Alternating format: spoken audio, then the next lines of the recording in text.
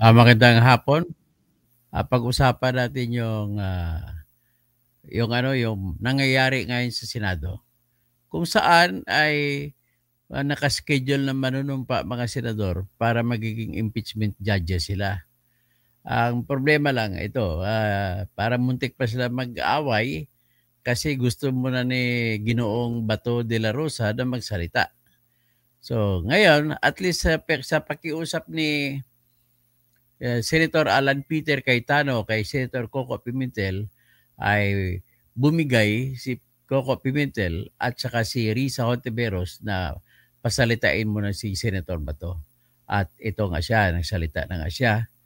At pakinggan natin ang kanyang privilege speech na kanyang sinabi na hiningi niya kondisyon na bago siya manumpa pagka say impeachment judge ay magsalita muna siya. So ito po yon yung kanyang sinabi at ating isi-share ngayon. Umpisa na po natin. Ang kanyang palabasin dito, ang gusto niya malaman habang po siya ay nagbibigay sa impeachment ay sinasabi niya na kailangan naman ang pundasyon ng ating demokrasya ay nababantayan. Kaya hindi basta-basta lamang kung ano ang mga reklamo na wala man ang pundasyon. Iyan ang puntos niya. So pakinggan natin siya at para naman mabigyan natin siya ng sahig o floor. Thank you, Mr. President. Mr. President, esteemed colleagues, ladies and gentlemen, imagine a house, Mr. President, an unfinished one that is still being built. Where do we begin? Of course, with solid foundations, a level ground, as well as an honest blueprint. Hindi pwede ang mga shortcut. Hindi pwedeng madaliin kung babaliwalain ng mga architects at mga engineers ang mga basic requirements. Hindi magiging matibay ang itatayong bahay. Maaari itong magdulot ng panganib, hindi lamang sa mga maninirahan dito, kundi maging sa ibang mga kabahayan sa paligid nito. If any of us happen to discover that the house we were living in was structurally unsound, we would likely scramble to have it retrofitted. We would probably file cases in anger against developers. I doubt any of us would simply shrug our shoulders, saying, andito na tayo hayaan na lang. Now, imagine a house of representatives that built and filed the impeachment complaints against Vice President Sara Zimmerman Duterte. Trabahong inupuan sa simula. At noong papalapit na ang deadline, biglang naging buzzer beater. Mabilisang pinasa sa atin at ngayon tayo naman ang pinipilit at minamadali. Pinapagalitan pa nga, that is your sworn duty. Tama na ang pamumulutika. This is undue delay. Sandali. Bakit kaya sa pagkakataon at pangyayaring ito, tila madali lang para sa atin ang sabihing, andito na tayo Andyan na nga Mr. President, the House of Representatives are of the belief that they have built a solid case against Vice President Sara Zimmerman Duterte, prompting them to file an impeachment case. But how sound are the foundations of this impeachment case filed against the Vice President? Kagaya po ng konstruksyon ng isang bahay, ang proseso ng impeachment ay kinakailangan na nakatungtong sa isang solidong pundasyon. Ibig sabihin, ang mga arkitekto na pasimuno nito ay may tungkulin na tiyakin na may tatayuan ang kanilang mga akusasyon. Ngunit, Ang impeachment ay isang proseso na hindi nakasalalay lamang sa mga arkitekto o mga instigador nito. Sa totoo lang, pinakamadali ang naging gampanin ng HOR sa proseso ng impeachment. Yun ay ang pagbubuo ng mga akusasyon, Mr. President, kahit sino po ay maaring magparatang kung kanino man. Sa bahagi naman po natin, ang pinakamahirap, ang paghusga, ang paggawad ng isang hatol na makatarungan at katanggap-tanggap. Anuman ang nakatuntong sa mahinang pundasyon ay laging may panganib na gumuho. Kung ang isang impeachment case ay minadali at nakasandig sa paghihiganti at pamumulitika, ay maihalin tulad sa isang estrukturang itinayo sa gilid ng bangin. Bagamat tungkulin o obligasyon natin sa Senado na mag-convene bilang impeachment court, responsibilidad din natin na maging mapanuri at critical sa impeachment complaint na ipinasa rito sa ating bulwagan. As I usher in my 6th year in the Senate, my 39th year in public service, Mr. President, I can say I have gotten better at spotting irony. What we refuse to let happen to our houses, we seem to have allowed our House of Representatives to do in broad daylight, right under our noses, and at the expense of our institution's esteemed reputation. With this, Mr. President, my dear colleagues, allow me to express my serious concerns surrounding the constitutionally unsound foundation of the articles of impeachment that the Senate is set to tackle. Article 11, Section 3, Paragraph 2 of the 1987 Philippine Constitution provides that a verified complaint for impeachment may be filed by any member of the House of Representatives or by any citizen upon a resolution of endorsement by any member thereof, which shall be included in the order of business within 10 session days and referred to the proper committee within 3 session days thereafter, keeping in mind the aforementioned constitutional provision. Recall that on December 2, 2024, the first impeachment complaint against Vice President Duterte was filed before the Secretary General of the House of Representatives. The second and third impeachment complaints were filed on December 4, 2024 and December 19, 2024, respectively. These complaints were each endorsed by members of the House of Representatives. While the Constitution requires that a complaint for impeachment must be included in the order of business within 10 session days, the House of Representatives rules of procedure in impeachment proceedings require the Secretary General to immediately refer the complaints to the Speaker. Despite this, no action was ever taken by the House on the 3 impeachment complaints filed. Hindi po ito simpleng pagkalimot, Mr. President.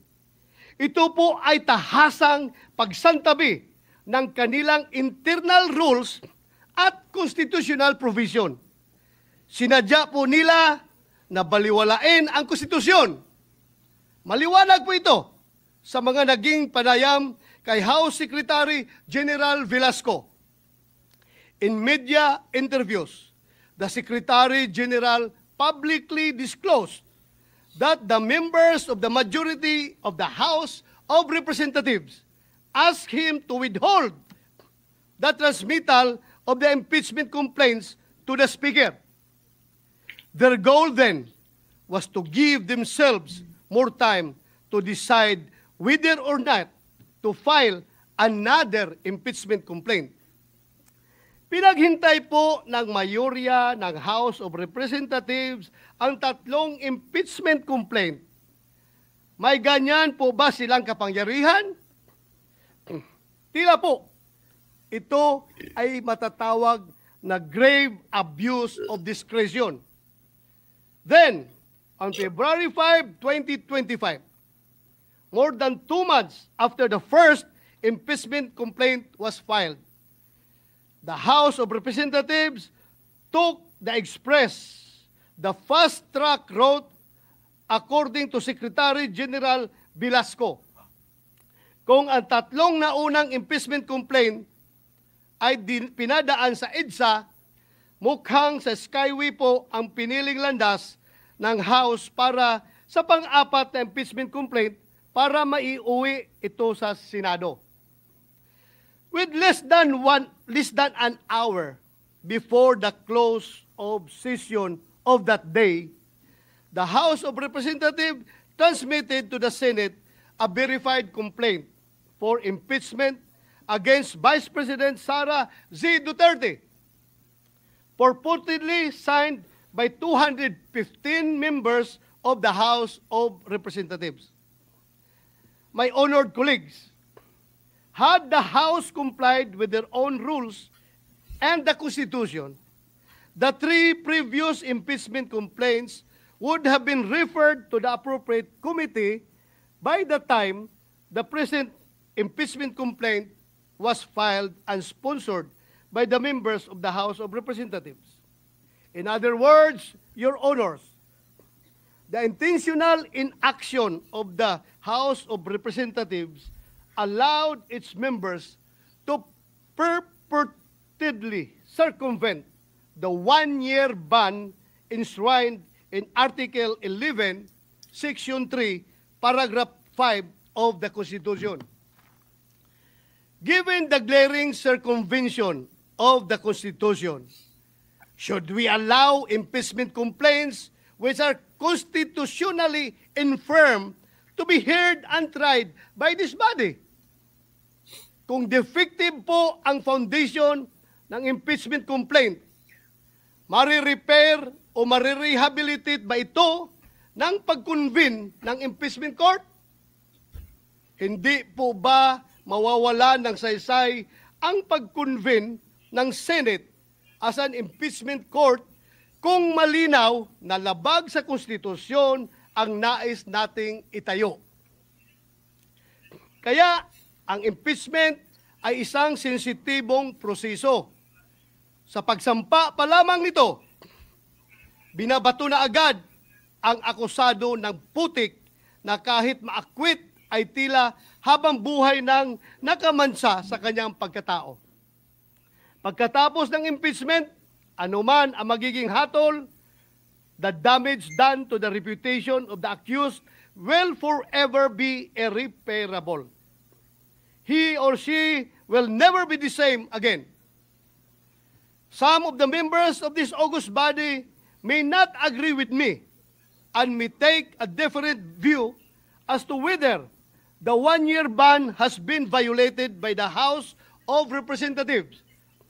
To settle this issue, the separate opinion of Chief Justice Renato Espuno in Francisco versus House of Representatives provides this body a direction on the course of action that we may take when confronted with the same issue I laid down.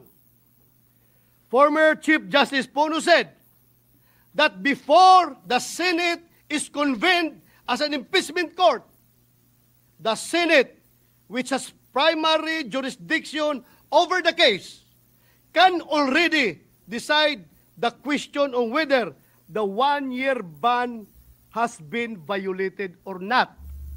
That is why, insisting ako na ma-deliver ito before we convene as an impeachment court. Hindi po natin kailangang hintayin magbagong anyo ang Senado at maging isang ganap na impeachment court. Ngayon pa lamang ay maaari na nating pagdesisyonan ito. Sumunod ba sa saligang batas at sa internal rules ng mababang kapulungan ang impeachment complaint na kanilang ipinasa dito sa Senado? Nasa Senado po ang pagkakataon upang magwasto. Kung minadali ng isuar ang impeachment complaint, bakit kailangan natin itong tumbasan ng kaparihong kawalang pagpapahalaga sa tamang proseso? Madalas po natin sabihin, dito sa ating kapulungan, we are men and women of rules. Manatili po tayong ganon, malayo mula sa ingay at impluensya ng kung sino mang may mga personal na interes at pakinabang sa pagmamadaling ipinipilit sa atin. Mr. President, the inaction of the House of Representatives resulted not only in a possible violation of the Constitution, but in another justiciable controversy. It is worthy to note that its new Congress, empowered by a fresh electoral mandate in both the House of Representatives and the Senate, is not bound by the legislative actions of its predecessors. Hindi po natin maaring pilitin ang mga papalit sa atin sa future Congresses na ipagpatuloy ang anumang ating nasimulan. Sabi nga po ni President Chis Escudero kahapon, the Congress cannot pass an irrepealable law. Lahat ay pwedeng baguhin at galawin ng mga sumusunod na mahahalal sa Kongreso. Maari pong hindi sila gumalaw at hayaan lamang na nakatiwangwang ang anumang proceeding na sinisimulan ng mga nauna. When the fourth impeachment complaint was submitted, the 19th Congress was teetering on the brink of a long slumber. The Senate is now being urged to convene with only 2 session days, 20 days remaining before the 19th Congress closes. Hindi man po ako abogado, alam ko pong walang kaso, mapasibil, administrative o kriminal na dinidinig sa loob lamang ng isang buwan. Naghihingalo na po ang buhay ng 19th Congress. Bakit po natin ipipilit pa kung ang pintuan ng 20th Congress ay malapit nang magbukas? Malinaw naman po sa ating Rules of Procedure on Impeachment Trials, kailangang isumon ang person impeached para paharapin sa Senado. Kailangan din siyang bigyan ng 10 araw para mag-submit ng kanyang answer. 5 araw naman ang ibinibigay sa mga prosecutor para mag-file ng kanilang reply. Kaya po, kahit mag-convene ng impeachment court, bukas, summon at pagtanggap lamang sa pleadings ang kayang magawa ng 19th Congress. Sigurado na po tayo na ang trial kasama ang pagrepresenta ng ebidensya ay magaganap sa 20th Congress, kung saan bago na po ang komposisyon ng Senado at mababang kapuluan. Because of the change in members, questions are being raised on the jurisdiction of the 20th Congress to carry on with an impeachment trial commenced in the previous Congress. Should the 19th Congress convene an impeachment court, what assurance exists that the 20th Congress would continue the trial? Without such assurance, any efforts by the 19th Congress would constitute a significant waste of government resources. Even the authority of the House of Representatives to continue prosecuting is being questioned since the said complaint was filed by a house of a different composition. In fact, some of those who signed the complaint failed to secure a seat in Congress in the recently concluded elections. Mukhang kailangan po natin ng positive act from the 20th Congress House of Representatives na kanilang itutuloy ang impeachment complaint na ginawa ng 19th Congress House of Representatives.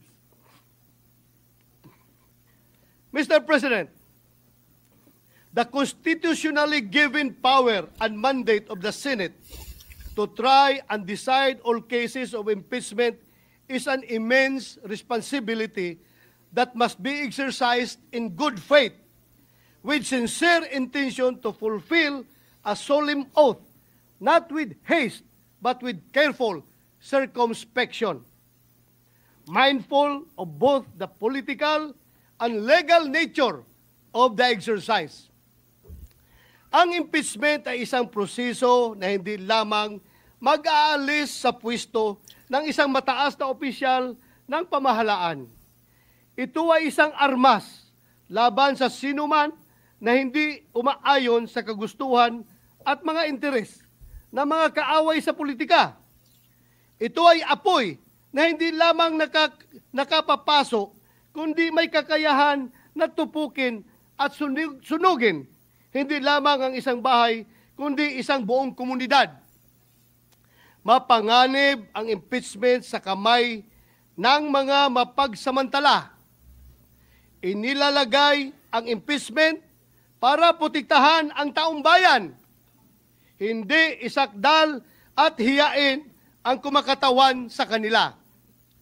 In the 2012 case of Chief Justice Renato C. Corona versus Senate of the Philippines, the Supreme Court declared impeachment, described as the most formidable weapon in the arsenal of democracy, was foreseen as creating divisions, partialities, and enmities, or highlighting pre-existing factions, with the greatest danger that the decision will be regulated more by the comparative strength of parties than by the real demonstrations of innocence or guilt. The House of Representatives, in transmitting the articles of impeachment to the Senate at the last hour and after refusing to act for over 2 months on 3 previously filed complaints pending with the House Secretary General, has instead placed the Senate in a tight and impaired position where any decision, action, or inaction on its part will be put into question. An acquittal, conviction, or even the propriety of proceeding with trial will be hounded not only by legal or constitutional questions, but by accusations of extreme bias, partiality, and lack of sufficient deliberation. Lagi kong sinasabi, Mr. President, hindi ako abogado. Nevertheless, this cannot disqualify me from speaking against possible constitutional blunders. Hindi kailangan maging engineer para masabi ng isang tao na unlivable at hindi ligtas ang isang bahay o building.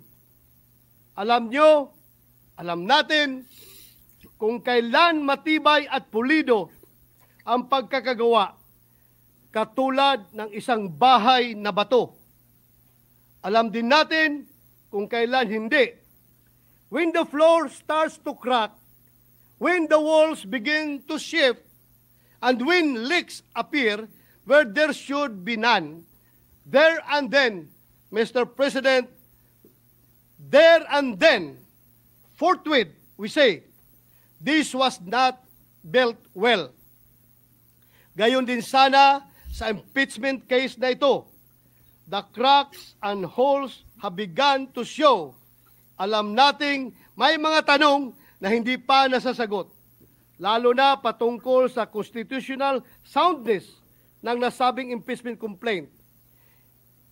It is my humble opinion then, Mr. President, that with this knowledge must come swift and intelligent action.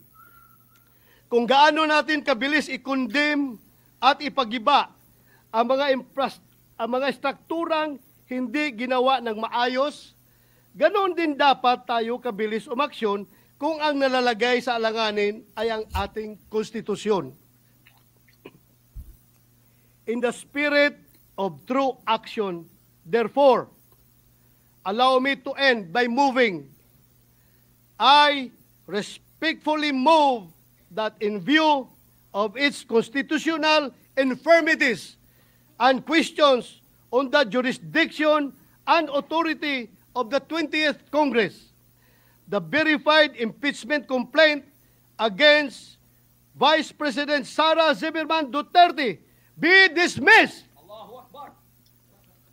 Mr. President, since I have still the floor, I would like to call Senator Bongo. Mr. President. Mr. President, will the good gentleman yield the floor for a few remarks as part of the privilege hour availed by Senator De La Rosa? Yes, Mr. President. No problem with me. Thank you, Mr. President.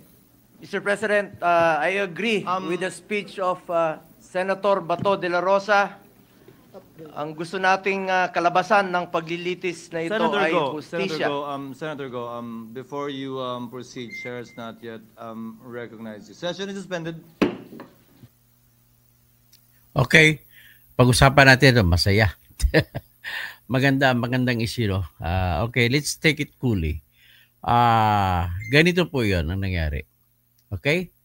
Kanina, bago mag-privilege speech po si Bato, ay gustong-gusto na ni Senator Coco Pimentel at saka Senator Risa Hontiveros na magsumanumpa na sila pagiging senador, pagiging judge.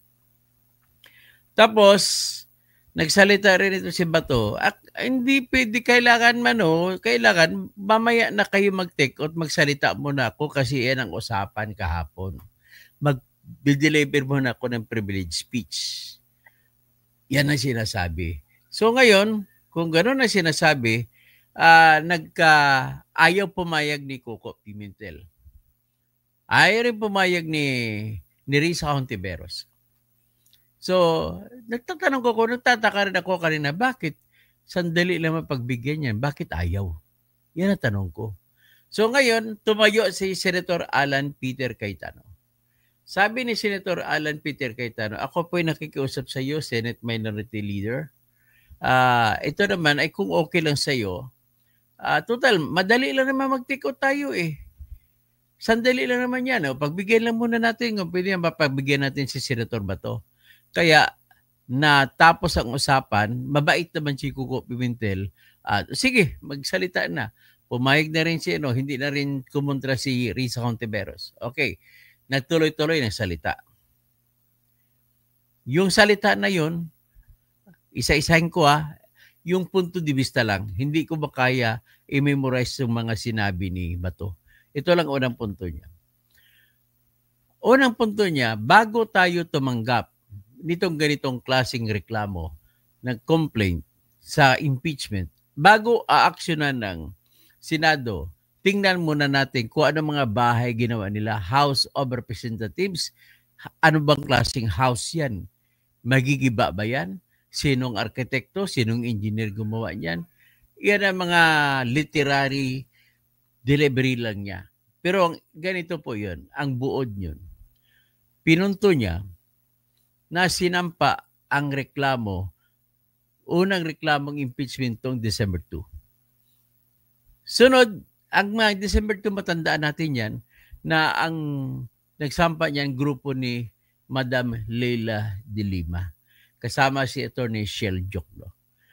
Ang kanilang nag-endorse dyan sa kanila ay si Congressman Percival Sendanya, nakasama na sa grupong Akbayan. Noong December 4, nagsampa rin ang grupong Makabayan. Sila ni Congressman Franz Castro, Congressman Arlene Brosas, tsaka si Congressman Raul Manuel. This time, marami sila, mga grupo mga Makabayan, nagsampa sila ng pangalawang impeachment complaint. Pagkatapos nun, December 19, nagsampa naman grupo ni Congressman Gabriel Bordado ng Naga City. Okay. Tapos, nang nilatag ni Batoyan, sinabi niya ang inutos sa konstitusyon. Sa oras na matanggap ang verified complaint for impeachment, obligado, walang discretion, walang choice, ang Secretary General ng House of Representatives na dalhin niya kagad sa loob ng 10 session days doon sa kamay ng Speaker bilang taga-pagsalita o taga-mukha ng House of Representatives. Tingnan mo, magkatabi lang opisina, dingding lang pagitan. Opisina ni Secretary General Reginaldo Velasco at saka ni Speaker. Magkatabi lang sila. So, yan po ang inuutos ng ating konstitusyon. Anong nangyari? Hindi binigay ang reklamo. Utos ng konstitusyon yan, hindi sinunod. Wala silang choice dyan. So, 10 araw, dapat na sa kamay na ng Speaker. At pagkatapos matanggap ng Speaker, sa loob ng 3 araw, ay dapat maibigay na yan sa proper committee. Usually, ang proper committee ay tinatag na Justice Committee. Ano ang pakay ng konstitusyon natin? Ang pakay ay para pag-usapan ng Justice Committee at busisiin, may katuturan ba? May ebidensya ba ang lahat ng akusasyon? Nasa form and substance ba? At kung kulang, may ebidensya ba sila may dadagdag? Yan ang pag-usapan. Yan ang purpose na kung bakit iniutos na ibigay kaagad in 10 days. Madali. Kasi nga, kung titingnan mo, madaliin lang sa House kasi minamadali rin sa Senado for tweed. So ngayon, anong nangyari? Sabi ko nga, wala. Ibig sabihin dito, nilaparo, sa Cebuano pa nilaparo, sinampal. Sinampal nila yung konstitusyon, hindi sinunod. Next, yung December 2 na reklamo ay hindi rin ibinigay. Ganon din ang nagiging kapalaran ng pangalawang complaint. Hindi rin binigay. Hindi sinunod ang konstitusyon. Pangatlong complaint na December 19, kung sa loob ng session days na 10 ay dapat December 29 ay binigay na sa kami ng Speaker. Akalain mo naman magkatabi lang ang opisina, dingding ng pagitan, opisina ng Speaker at saka ng House Secretary General. Hindi pa naibigay. Ano kaya ang pakay doon? Nagtanong na kayo si Bato, bakit? Nung February 5, 2 months, nagsampa ng pang-4 na reklamo, tuloy ka agad. So, sa kanya, ang punto ni Bato, tatanggapin ba natin itong pang-4 na reklamo? Impeachment? Yan ang sinasabi niya. So ngayon, bago ka patuloy, pakinggan muna natin ang nangyayari. He asked that the chair recognize Senator Bongo to deliver a seconding speech to the motion he made at the end of his privileged speech. The chair has not yet acted on that motion and has not yet recognized Senator Go. And before the chair declared a short suspension, 2 members raised their hand to be acknowledged and be heard, and the chair intends to listen to them first before acting on the pending motion. Senator Ontiveros first, and then Senator Villanueva. So, ibig sabihin, gusto sana ni Bongo pala magsalita. Maraming salamat po, Mr. Pinigilan President. nila. Immediately after the speech of the good gentleman from Davao, I move that any interpellation or any action, any seconding speech on the privileged speech be suspended momentarily after his speech to allow us to take our oath, which was the subject of the approved motion yesterday, and again, which was the subject of the approved motion yesterday, which is an offshoot of a question of privilege, which takes precedence over all motions. So I restate my motion, Mr. President, to momentarily suspend any action, whether interpellation or seconding speech, on the privileged speech of the good gentleman from Davao, para sa wakas bigyang daan yung inaprubahan nating motion kahapon na manumpa na po kaming I still have the floor. I have the floor, Mr. President. I have the floor, Mr. President, to make way for taking of the oath. Magulo na. Okay. Habang nagkagulo sila, mag-usap muna tayo. Naputol ako. Ito ngayon kanina. Obviously, very obvious na gumagalaw na ngayon ang kamay ng grupong Duterte laban sa kamay ng anti-Duterte. So, ito ngayon na nakikita natin, ang nakikita ko rito na agenda nila ni Bato, pagkatapos ni Bato mag-speech, ay follow up naman si Bongo at sila ni Amy, magsunod-sunod sila at nag-motion na si Bato. So, isa-second na ngayon ni Bongo para mapuwersa si Chis Escudero na isubmit sa botohan. O, ito na, balik na, pakinggan natin. Mr. President, and I'd just like to reiterate that I wasn't being rude, but simply recognizing the fact that the point of order takes precedence over all other motions. Also, that there is in fact a motion already pending on the floor, already acknowledged as well by our majority leader, which requires a vote. Duly noted, but the chair has not yet acted on the motion and there has been no objection as of yet. We will address the motion of Senator Bato, as the chair said earlier, after we hear from Senator Villanueva now. With all due respect, Senate President, the Deputy Minority Leader is proposing yet another motion on top of the pending motion. The chair that will is not allowed. The chair has not yet acted on that motion and will not yet so act on that motion. And we'll be making a ruling after we hear from all of those who raised their hands earlier. So, with the indulgence of Senator Marcos, can we hear from Senator Villanueva? Thank you very much. And then the chair will rule on the pending matters. Senator Villanueva is recognized. Masaya. Thank you very much, Mr. President, distinguished colleagues. Mr. President, if I hear it right, the movant made a motion to dismiss the impeachment complaint, if I heard it right, Mr. President. Mr. President, may I just place on record that this representation respectfully object to that motion. Mr. President, for various reasons, Mr. President, that this representation would like to raise on the floor, Mr. President. Botohan na yan. One, Mr. President, is that the Senate, as a legislative body, and at this point in time, we have not yet convened, Mr. President, as an impeachment court. And therefore, Mr. President, this representation believes that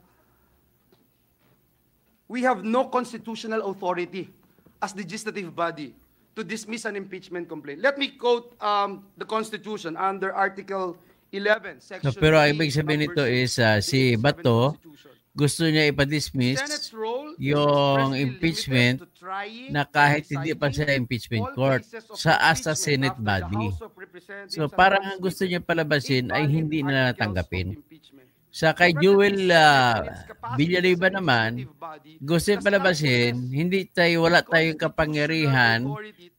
kapangyarihan na mag-aksyon sa impeachment complaint kung hindi tayo mag-convene as a Senate impeachment court. Pakinggan natin. Function when acting an impeachment court. Please don't get me wrong, Mr. President. In fact, a lot of the statements made by Senator Bato de la Rosa, I share. I shared the sentiments, Mr. President.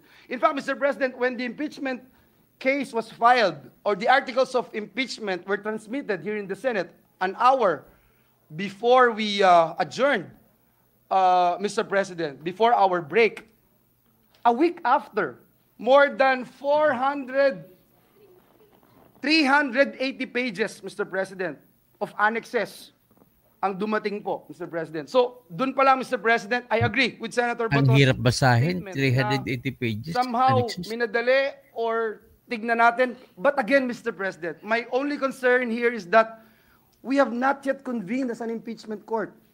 We can probably dismiss this or even entertain the motion if we are already acting as an impeachment court. Let me go to my other point, Mr. President. The Senate lacks the power to dismiss an impeachment complaint and has no constitutional duty to proceed to trial. And that's why, Mr. President, if you recall yesterday, this representation mentioned that notices are very important when the minority leader made a motion yesterday that he wanted to stop our legislative work and proceed with the convening of the impeachment court. And he made mention about the calendar of activities, kung kailan magsisimula, ano yung timelines, etc., Mr. President. And that's why I objected again, Mr. President. So in the name of consistency, Mr. President, let me again state for the record, the power of initial determination belongs solely to the House of Representatives. You and I, Mr. President, were members of the House for quite a long time. And we talk about it all the time, that it is the sole power of the House to determine kung yung impeachment or articles of impeachment na itatransmit sa Senado ay mayroong required votes, etc., etc., at ang tanging sole authority naman ng Senado is to act as an impeachment court, not, Mr. President, not as a gatekeeper of the complaint's sufficiency. Further, Mr. President, it bears emphasis that the framers of the Constitution intended a clear division of roles. House initiates, and the Senate tries and decides. Again, Mr. President, I am not even going to say whether or not I will support the motion of our dear colleague, Senator Bato de la Rosa. I'm just saying, Mr. President, that it should be post, Mr. President, in the impeachment court. Last but not the least, Mr. President, the Senate as a legislative body, or even when it sits as an impeachment court, Mr. President, ito po yung ating posisyon, may not dismiss the impeachment complaint due to change of Congress. Impeachment, Mr. President, is a political discretion. It's not a political discretion, but a constitutional mechanism rooted in the principle that public office is a public trust. Alam na po natin lahat yan bilang mga lingkod bayan.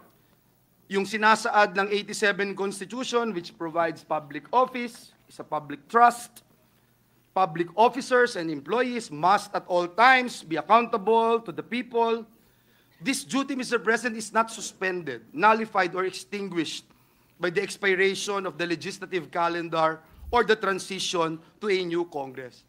But again, I also believe and support the statements made a while ago by Senator Bato de la Rosa. Yung pong functus officius ng Senado, hindi ho applicable sa atin dahil kalahati nga ho sa atin dito, magiging party pa rin ng impeachment court, party pa rin ng Senado. Pero doon po sa House, hindi na. So kailangan talaga na malaman natin kung sila'y interesado pa doon sa impeachment na kanilang i-final. Mr. President, just this morning, if I don't know if this morning or last night, I saw an article. I'm not sure if it's Justice Ascuna or Attorney Divina saying that the House must actually do something, whether at least, the very least, is to pass a resolution authorizing, Mr. President, their representatives, their prosecutors, that they are indeed have the blessing of the 20th Congress. Kaya po, muli, Ginoong Pangulo, ang aking pag-object doon po sa motion ng ating kagalang-galang at kaibigan, Senator Bato de la Rosa, ay base po sa mga binanggit ko po na mga reasons. Maraming salamat, Ginoong Pangulo. Before the chair makes a ruling, Senator Bato. Yes, Mr. President. I just would like to share this august body, the basis for my motion.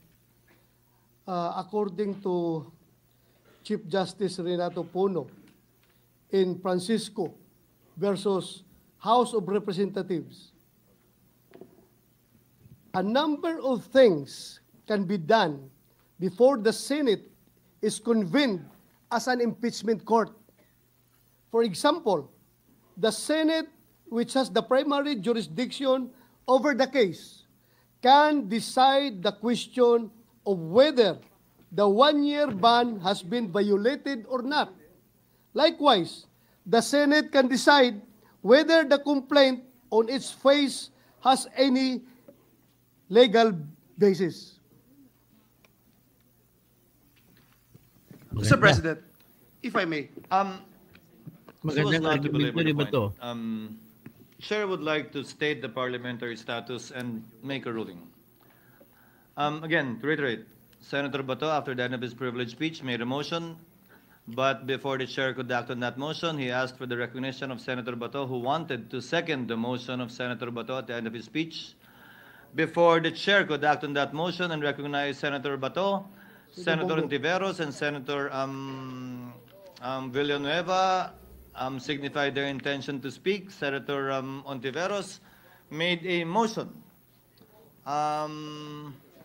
To suspend further consideration of the matter at hand so that we can proceed to take our oaths.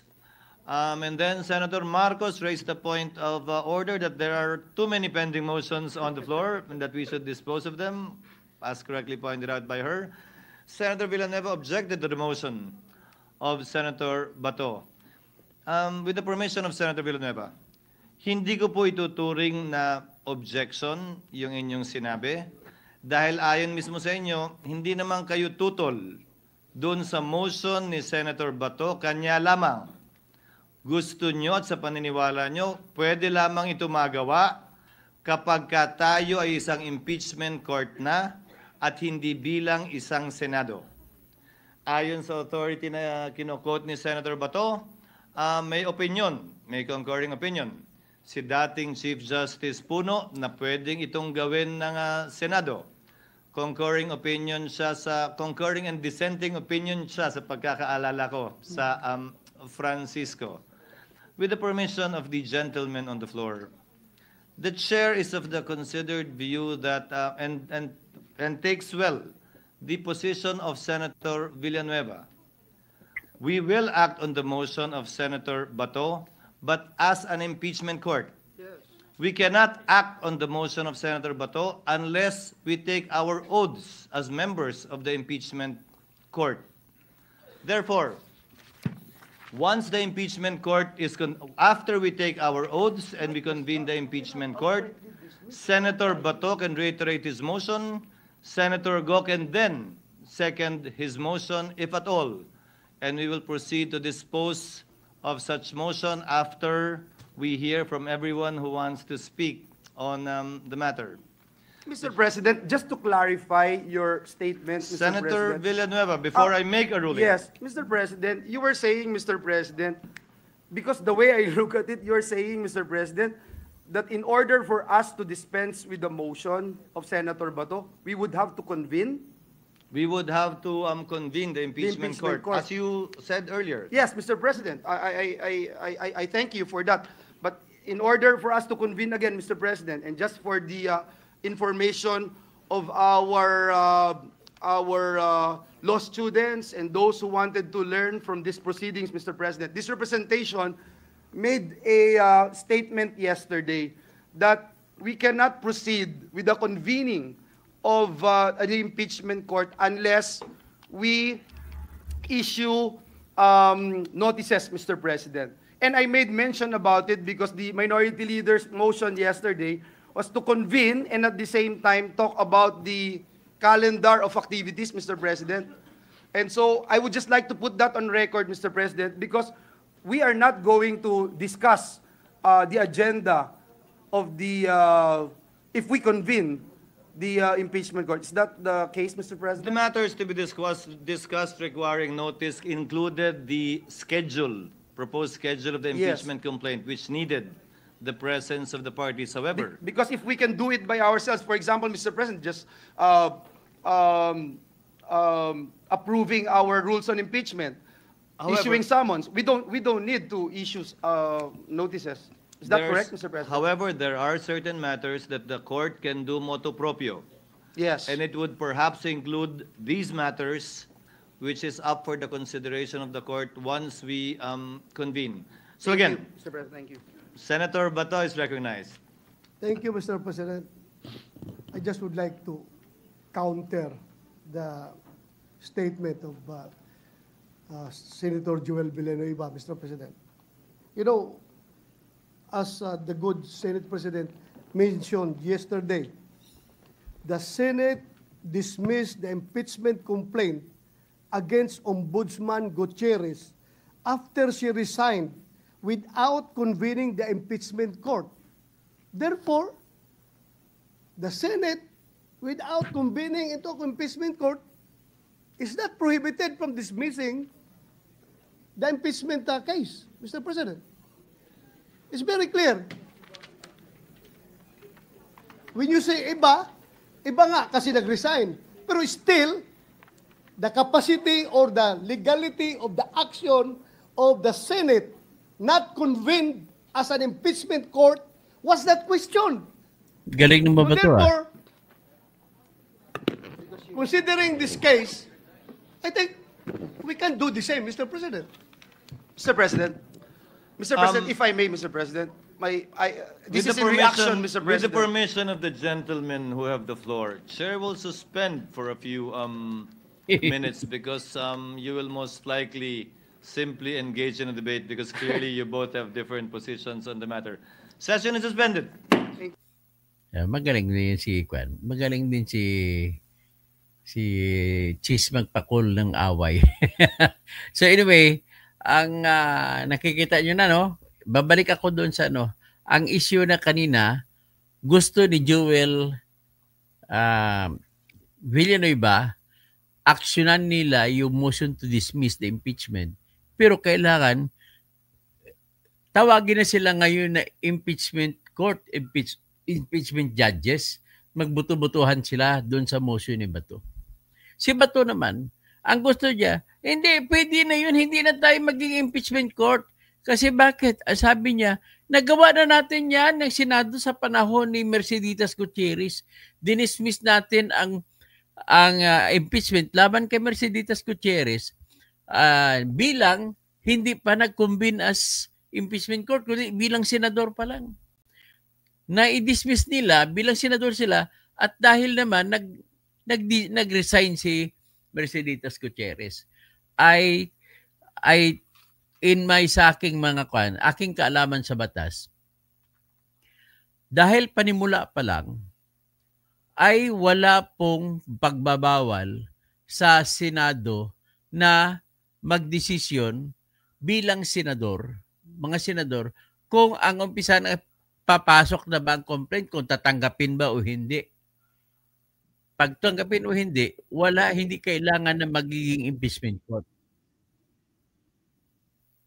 Permission and indulgence of the gentleman who had the floor earlier. Again, to reiterate the parliamentary status.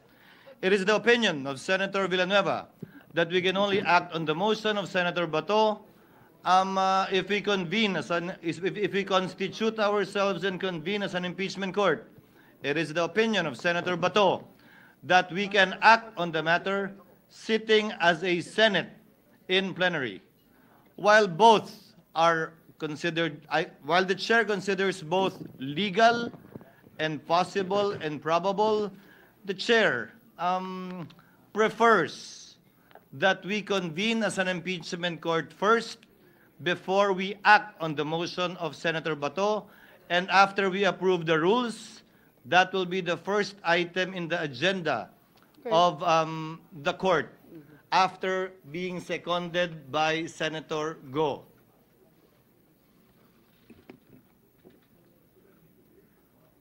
Tingnan natin. Point of clarification. Yes, Majority Leader. With the permission of Senator Bato, would that mean, Mr. President, that the motion pending right now would have to be reiterated before the impeachment trial court by the movant, Mr. President? Yes, that is correct, Your Honor. And Given the position of the chair, Senator Bato. Yeah, with the indulgence of the Senate Yes, President. please. May I respectfully request that before the ruling is made, or you have made the ruling already, so I therefore object momentarily your ruling because I have to consult my Session is My suspended. colleague. Session is suspended for a minute. okay. Gusto na magkonsulta sa kanyang mga abogado. Ay, ako na nga lang kaya abogado mo. Doon ako sa tabi mo. Maganda yung puntos mo. Alam mo, anong pagkakaiba kung senador pa lang sila na magdi-dismiss o di kaya yung impeachment court na sila na magdi-dismiss. Anong pagkakaiba? Tingnan natin ang legal effect. Anong epekto kung mga senador pa lang sila ay dinismiss na nila? Wala ako nakita. Pareho lang. Maliban na lamang sa kung hindi sila impeachment court, ito rin ang target nila ni Batoy. Ang mga abogado nila matatalino. Kailangan gusto nila hindi muna sila impeachment court, aksyonan na yung motion nila. Bakit po? Para kung ano man ang mangyari at may sinong gusto manggulo para sa 20th Congress, sa kasunod na Senado na mga bagong senador na, ay wala na silang sasampahan kasi walang impeachment court eh. Wala silang sasakyan. Wala silang papalitang judge para walang court. Ano nga yun, ipapalit nila na mga tao na ilalagay sa court. Wala namang court. Di, kita mo? Mga matatalino itong mga taong ito. Mga genius ang kasama ng mga abogado. Sa kabila naman, kapag impeachment court ka na at kung inaksyonan, kahit i-dismiss pa, pwede pa sila magsampa ng motion for reconsideration sa kung manalo man at tatawid ito sa mga bagong senador. Hindi ko sinasabi na makatawid, pero yan ang intention na tatawid. At kung makatawid, kasi wala namang batas na nagbabawal magpatatawid, wala namang batas na nagbibigay ng kapangyarihan na pwedeng tumawid. Kung ako naman tatanungin nyo, kung ang positive act, kailangan bibigyan ng authority. Ang positive act niya is gusto nilang tumawid. So that is an exercise of power. If it is an exercise of power, then you must always remember, lahat ng mga abogado rito, na I know you will agree with me. In the exercise of power to cross over, it cannot be presumed. It needs clear and explicit law. Eh kung walang law sa Constitution, hindi pwedeng tumawid. Yan lamang po. Hindi mo pwede i-employ ang sinasabi na, hindi naman bawal, gagawin natin. Ladies and gentlemen, may mga bagay na pwede mong gawin dahil wala lang nagbabawal. Yung mga bagay na pwede mong gawin, magagawa mo lamang kung walang maapektahan. Walang karapatan na matatapakan. Pwede yan. Pero this time, hindi ka pwede tumawid kasi may karapatan ka matatapakan. Karapatan ni Sara Duterte. Okay? Ganun lang mga kasimple pag-decision yan. To explain ko bakit hindi pwede tumawid. Nakinig tayo. Status. Senator Bato made a motion. that Senator Go wanted to second. Senator Joel took the position that we should sit as an impeachment court before we can act on that motion. For the chair, the suggestion of Senator Villanueva is well taken, while recognizing also the position of Senator Bato, although the chair prefers the position of Senator Villanueva that we first convene as an impeachment court before acting on the motion. So the chair hereby rules that in order to act on the motion of Senator Bato, we should first convene as an impeachment court by this representation presiding over the oath taking of the members of the Senate, where the first item in the agenda of the impeachment court, after we approve our rules, will be to act on the motion of Senator Bato, listen to the seconding speech of Senator Go, and perhaps the seconding speech also of Senator Padilla, or whomsoever would like to second the motion, allow the members to speak before dividing the House. Therefore, Chair will suspend session in order to allow the members to kindly don your robes, impeachment robes, so that the chair can subscribe the oath to the members of the impeachment court, so that we can convene the impeachment court and do the items rather that the chair mentioned earlier. Senator Bato. Mr. President, I think I got the point of the good minority leader. And I would like to expound this, Mr. President, that after we take oath, Mr. President, can we go back as a Senate, not as an impeachment court, para pagbigyan na makapagsalita yung aking mga kasamahan, si Senator Bongo at si Senator Robin Hood Padilla, not as an impeachment court, but as a Senate, Mr. President. Just reverting back our status after taking an oath. Mr. President, may I make a suggestion? Senator Alan is recognized. Magaling. Konting patience po from someone na mas madalas makipag-away kaso sa ipagbati ang ating mga kasama. May I propose this? I disagree with Senator Bato in dismissing the case. I agree with him based on former Chief Justice Puno's statement. And naniniwala kasi ako pag jurisdiction, titignan muna natin sa body. Having said that, tama ang ruling ng Senate President that either or, which is better. The only reason I think that better yung impeachment court, because we will take an oath of political neutrality. While there's no test for that, konsensya na natin lahat once we take our oath. May I suggest, because I think the konting disagreement between my two brothers, Brother Joel and Brother Robin, is may feeling na hindi natin pinapasalita yung iba.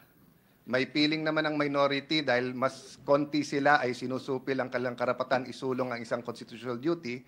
May feeling naman yung iba dito sa likod na bakit masusunod yung minority. But I think, Mr. President, when we convene as an impeachment court, am I correct? Senator Bongo and Senator Robin and anyone who wants to speak on the issue of dismissal or any other motion will be able to speak and can move that their statement also be reflected in our session after or tomorrow. That is correct, Your Honor. So that they don't have to repeat it twice. Because the problem, Senator Bato is not an attorney, but he's talking like an attorney. So Senator Batorney,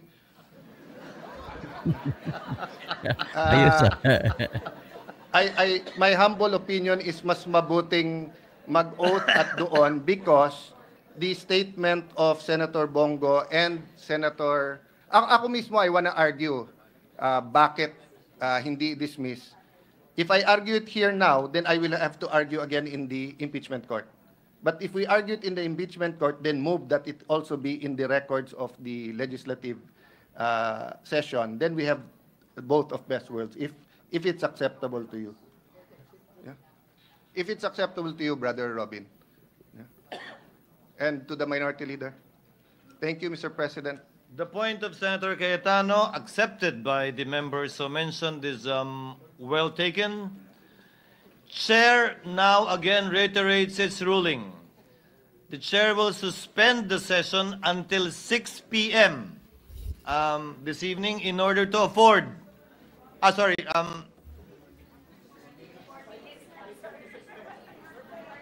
Gaano katagal ba nyo kailangan magbihis?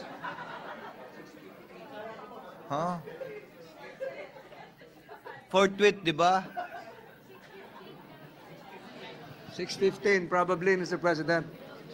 Would be Chair reasonable. hereby orders that session is suspended until 6:15 Thank you, Mr. President. to afford our members time to don their impeachment robes in order for the members rather, to subscribe. Ano? Ay, tagalin na natin. Anyway, ang gagawin lang naman nila ay magbibihis sila ng kanilang damit. Tatapusin ko lang ang gusto ko ng punto ni ang punto ni Bato. Gusto niya ma-dismiss by whatever means, pero ito ang gusto niya na ma-dismiss. Bakit po? Una, sinight ko na 4 ang nagiging impeachment complaint. So, nilabag na yung batas ng konstitusyon na nagsasabi sa 1 taon, 1 impeachment na reklamo lamang pwede isampa. At 4 na yun, kaya pinapadismiss niya. Yan ang punto niya, bakit ipapadismiss niya. So, pangalawa, pinupunto niya na yung mga prosecutor sa ngayon ay hindi na sila otorisado sa kasunod na sa bagong pag-umupo ng mga bagong senador. So, wala na silang kapangyarihan na magpapatakbo ng kaso. Wala na silang kapangyarihan na magbibigay ng ebidensya para ipakita, para ipatunayan ang kasalanan, kung may kasalanan man si Sara Duterte. So, additionally, yung tingnan natin sa punto de vista, ano bang epekto ng unang reklamo, pangalawang reklamo, pangatlong reklamo na impeachment na hindi sinunod ang konstitusyon? Ladies and gentlemen, sa mata ng nagrereklamo, kung ako yung nagreklamo sa unang impeachment, ini-expect ko na susundin ng House of Representatives ang 10 araw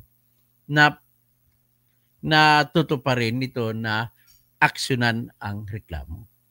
Ngayon, kung hindi inaksyonan, ano ibig sabihin nun? Ako na nagreklamo, may karapatan na ako ngayon. The right to expect that my complaint will be given due course is now vested. Kapag vested na siya, ibig sabihin, nag-ripe into a regular complaint. I could now consider the same as already as a fully initiated complaint. Kasi the only way na ang reklamo ko na sinampa na hindi makonsidera na reklamo kung binasura na sa pag-aksyon ng House of Representatives, binasura na nila. Ay sabi na, wala, hindi na natin isama yan. Pag hindi isama, di basura siya, hindi siya makarating sa proper committee. Pero kung ito mang sistema, hindi ka nakarating sa proper committee, pero sino may kasalanan? Sila, hindi ako na nagreklamo. So, ibig sabihin, proper na po yung aking reklamo. But kung proper ng aking reklamo, magiging na siya, regular complaint. So, maging regular complaint, pwede na siya ngayon na gagamitin na basihan para bawalan ang kasunod na mga reklamo. Gets nyo? Ganun po yun ang puntos yun. Tapos, sa punto pa, hindi pa nila diniscuss, pero kung makita, kung matalino lang si Bato, dapat ang verification ay kasama sa basihan para ma-dismiss. Okay? So, kailangan may isa dapat na mag-text kay Bato na magsasabi na isama sa punto, sa rason na i-dismiss ang impeachment complaint sa katotohanan na yung reklamo ay walang nakalagay na tamang verification. Ano yung verification? Na lahat ng pumirma ay dapat nagpapatunay na nabasa nila ang buong reklamo pati mga ebidensya na 380 pages pala. At naintindihan nila lahat at ang lahat na nakalagay doon o nakasaad doon ay pawang katotohanan lamang. Problema, pag binasa mong impeachment complaint, ay hindi nakasulat. O ito, bago tayo lalabas i-download ko muna yung copy of Sara Duterte impeachment complaint. Papakita ko sa inyo na talagang walang nakalagay na salita sa kanilang verification na nabasa nila ang reklamo at naintindihan nila pagkatapos mabasa at iyon ay pinapatotohanan nila na pawang katotohanan lamang ang laban. Ito, papakita ko sa inyo. Kaya dito palang dismiss na ito ang reklamo. Itong produkto ng 150 million ang binibigay kada isa. Saan ba kayo? Sa bribery na 150 million? O sa 612 million na inakusa na nawala kay Sara? Ang 150, i-multiply mo sa 215 pa. Ang sagot, 32 billion 280 million. Yan ang verification nila. Nabasa niyo yung verification nila. Basahin niyo maigi. Walang nakalagay dyan na nabasa. Basahin natin sabay-sabay. Subscribe and verified before me on this day of February 2025 at the House of Representatives, Batasan Pambansa Complex, Constitution Hills, Quezon City, by the complainants who are known to me and to me known to be the duly elected members of the House of Representatives who signed the foregoing complaint of impeachment against the Vice President of the Philippines, the Honorable Sara Z. Duterte. This instrument, which is in the nature of a complaint resolution for impeachment, consisting of 32 pages plus 38 pages pa na, sinabi 380 pages pa, has been signed by all the complainants on the appropriate signature pages. Walang nakasabi, walang nakalagay na nabasa nila. Foul na to, out na to, basura na to. Piece of scrap paper na tong kanilang reklamo. So walang nakalagay na nabasa nila, wala rin nakalagay na naintindihan nila, wala rin nakalagay na ang lahat na binabanggit doon ay katotohanan lamang. Okay? That's all. At magandang gabi, magandang hapon po. Babalik na ako mamaya at mahigit isang oras na tayo.